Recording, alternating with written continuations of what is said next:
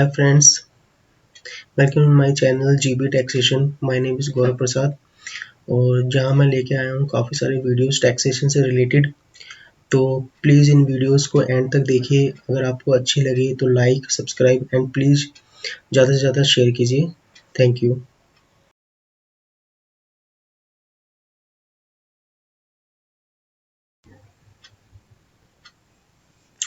Hi friends, welcome to my YouTube channel GB taxation.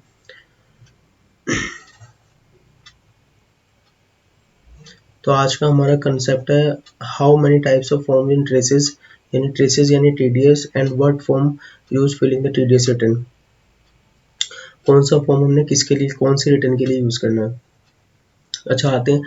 अच्छा, ये मैंने दो कैटेगरी में बांटे हुए हैं, एज अ डिडक्टर और एज अ टैक्स पेयर। तो पहले एज अ डिडक्टर हम बात करते हैं। कहता है फॉर्म 26 क्यू।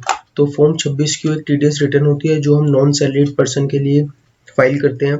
अब एग्जांपल ले लीजिए, मान लीजिए एबीसी कंपनी का मैं एक लीगल कंसल्टेंट हूँ, मैं कंपनी को लीगल सर्विस प्रोवाइड करवा रहा हूँ। तो मुझे जो कंपनी पेमेंट करेगी एज अ कंसल्टेंट करेगी, एज अ प्रोफेशनल मुझको पेमेंट करेगी और कंपनी के और मेरे बीच कोई एम्प्लॉयर और एम्प्लॉय का रिलेशन नहीं है। तो इसके लिए कंपनी कौन सा फॉर्म रिटर्न, कौन सी रिटर्न फाइल करेगी, 26 क्यू। अच्छा, फिर कुछ जब रिटर्न फाइल हो जाएगी उसके बाद क्या होगा, मुझे एक्नॉलेजमेंट चाहिए कि मेरा कंपनी ने कितना टीडीएस काटा है और गवर्नमेंट को जमा करवाया भी है कि नहीं करवाया। तो उसके लिए मैं उनसे फॉर्म 16 की रिक्वायरमेंट करूंगा। ये कंपनी की रिस्पॉन्सिबिलिटी है, वो मुझे फॉर्म 16 इशू करेंगी। तो रिटर्न जाने के बाद हम 15 दिन बाद हमें फॉर्म 16 इशू करना होता है। तो ये फॉर्म 16 मैं कंपनी से ले लूँगा और इसमें मेरी पूरी डिटेल होगी और कंपनी की डिटेल होगी कि मेरा कितना टीडीएस कंपनी ने काटा है और कितना टीडीएस जमा करवाया और कब जमा करवाया। ये मेरी पूरी डिटेल उसमें होगी। अच्छा, नेक्स्ट में आता है 24 Q, TDS return salary.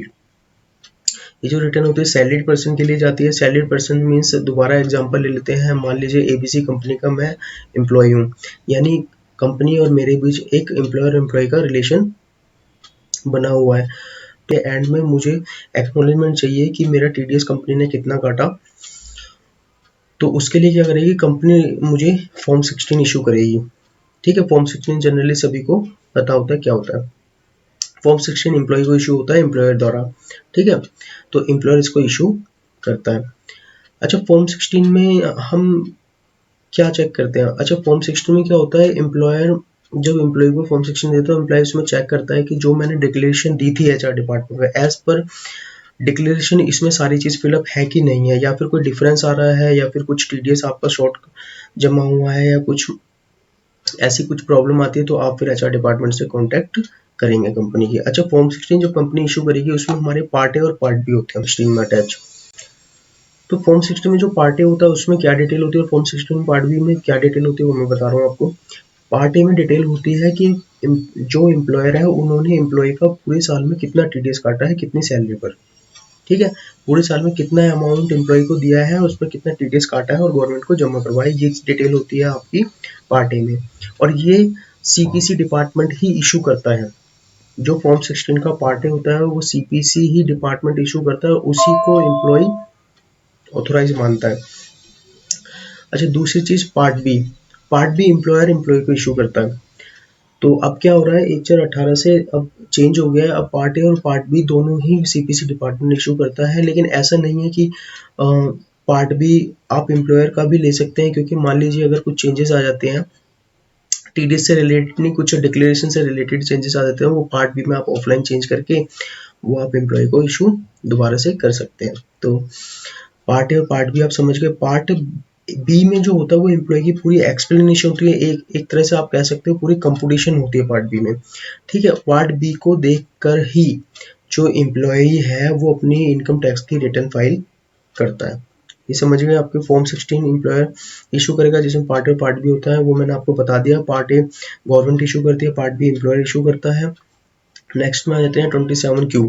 27 Q किस लिए होती है, ये एक नॉन रेजिडेंट के लिए रिटर्न फाइल की जाती है। मान लीजिए एबीसी कंपनी का कोई आउट ऑफ कंट्री क्लाइंट है, मान लीजिए गूगल क्लाइंट है एबीसी कंपनी का और गूगल को बाहर यूएसए में पेमेंट करा और 195 में टीडीएस काट दिया। एक सेक्शन है 195 नॉन रेजिडेंट के लिए, अगर आप आउट ऑफ तो उसके लिए क्या होता है, हम उन्हें ना टीबीआर रिपोर्ट देते हैं। ये क्या होता है, जिसके पास पेन नहीं होता उनके लिए ये टीडीएस सर्टिफिकेट जनरेट होता है। इसमें डिटेल होती है कंपनी की जो टीडीएस काट रहा है और जो जिसका टीडीएस कट रहा है, उन दोनों की डिटेल होती है, और कितने अमाउंट पे कितनी परसेंट टीडीएस काटा है और कितना जमा करवाया, ये सारी डिटेल होती है। टीडीएस सर्टिफिकेट की मैंने आगे वीडियो में आपको सारी चीज़ें बता रखी, कैसे इसको रिक्वेस्ट डालें और कैसे डाउनलोड करना है। अच्छा, अब आते हैं नेक्स्ट में 26EQ। अच्छा, 26EQ tax collection at sources होता है। ये एक टीसीएस की रिटर्न होती है जो टैक्स कलेक्टर भेजता है।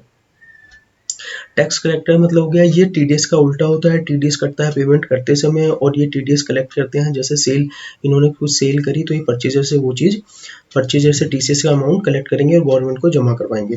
टीडीएस का उल्टा, अपोजिट, ठीक है। यहाँ पे टीसीएस कलेक्टर ही टीडीएस रिटर्न टीसीएस का अमाउंट कलेक्ट करेगा और यही रिटर्न जमा करवाएगा।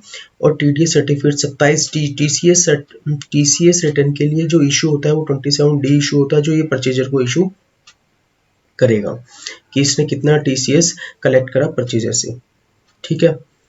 अच्छा, ये था हमारा एज अ डिडक्टर पूरा हमारा जो कंसेप्ट था फॉर्म्स का। अच्छा, क्या होता है, कुछ forms as a tax payer भी होते हैं। टैक्स पेयर का मतलब हो गया पर्सनल, ठीक है। ये कोई बिजनेस नहीं कर रहे, एज अ पर्सनल लेवल पे जो ट्रांजैक्शन होती है, जो गवर्नमेंट ने लिमिट लगा रखी है कि आप पर्सनल ट्रांजैक्शन भी करेंगे, उस पर भी हम कुछ लिमिट्स हैं जो जिस पे आपको टीडीएस काटेंगे। अब जैसे मान लीजिए फॉर्म 26Q, ये होता है टीडीएस रिटर्न। ये किसी, मान लीजिए मैंने कोई प्रॉपर्टी खरीदी, अपने पर्सनल यूज़ के लिए ही खरीद रहा हूँ, या फिर मान लीजिए मैंने खरीदना है फिर रेंट में देना है, लेकिन एक तो खरीदी तो मैंने अपने लिए ही है। तो क्या होता है कि इसके लिए अगर मान लो प्रॉपर्टी की वैल्यू 50 लाख से ऊपर गई, तो गवर्नमेंट की जो लिमिट है थ्रेशोल्ड कि अगर मान लीजिए आप प्रॉपर्टी खरीदते हैं और उसकी वैल्यू जो 50 लाख से ऊपर जाती है, तो आपको 1% टीडीएस काट के गवर्नमेंट को जमा करवाना है। उसके लिए जो आप रिटर्न, उसके लिए ये 26QB फॉर्म फाइल करोगे आप, ठीक है।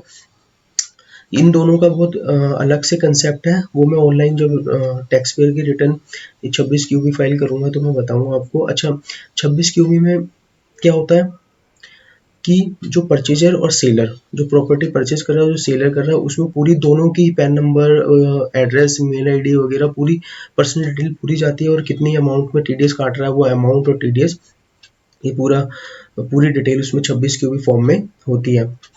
अच्छा, अब क्या होता है कि मान लीजिए आपने परचेज करी, अब सेलर आपसे टीडीएस सर्टिफिकेट मांगेगा। प्रॉपर्टी आपने परचेज करी, तो आपने प्रॉपर्टी परचेज करी तो 26QB रिटर्न आपने जब आपने परचेज करी है विदिन 1 वीक आपने रिटर्न सबमिट करनी होती है, ये 26QB। तो उसके बाद परचेजर आपसे फॉर्म 16 मांगेगा कि भाई मेरे को फॉर्म 16 दो, जो आपने मेरे से प्रॉपर्टी परचेज करी है, जो टीडीएस आपने 1% काटा है, तो उसको आप फॉर्म 16B इशू करोगे, ठीक है।